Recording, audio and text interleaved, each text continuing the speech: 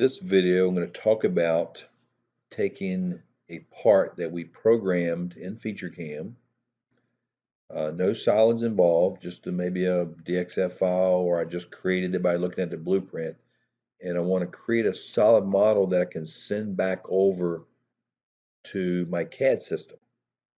So kind of reverse engineering, if you will. So I call this one reverse engineering. So on this particular part, I have 3 features. So if I go ahead and play this, this is what my part looks like. So I've got this pocket with the chamfer. I have 3 holes in it. I have some half moon cut out on the edge. And I want to create this or convert this into a solid model to send back to engineering. So this is something that's been around FeatureCAM for a while. Thought it was a little odd at first, but now I've used it quite often.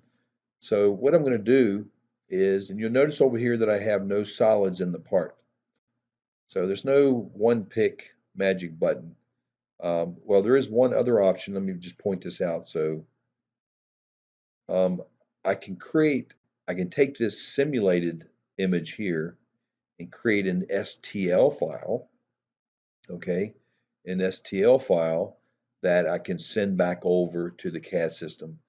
Or it could be even used on a 3D printer type technology.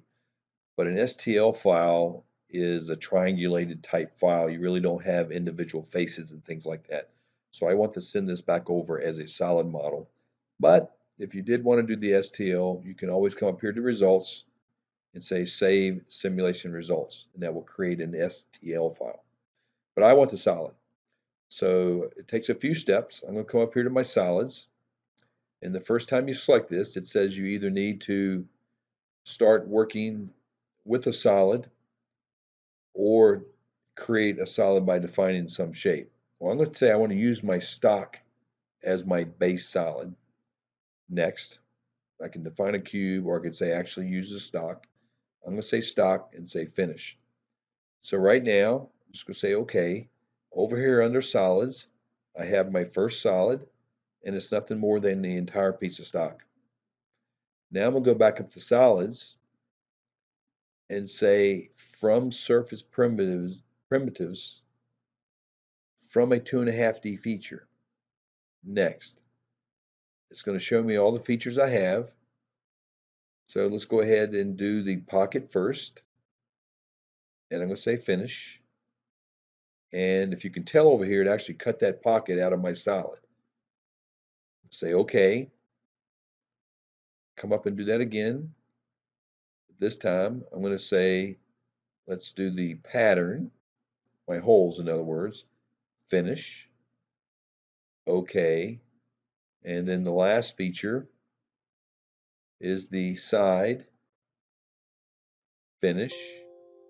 Now here it says, if I go ahead and say finish, it says, I'm sorry, let me get back to that again. Solids from a 2.5D feature, my side, finish.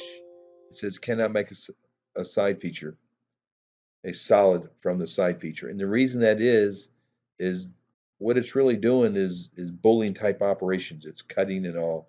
And when it sees this open shape here, it doesn't really know how to do that. So I would actually have to close this off. All right. And then I can just extrude the curve down. But we get into that later when we get into solids.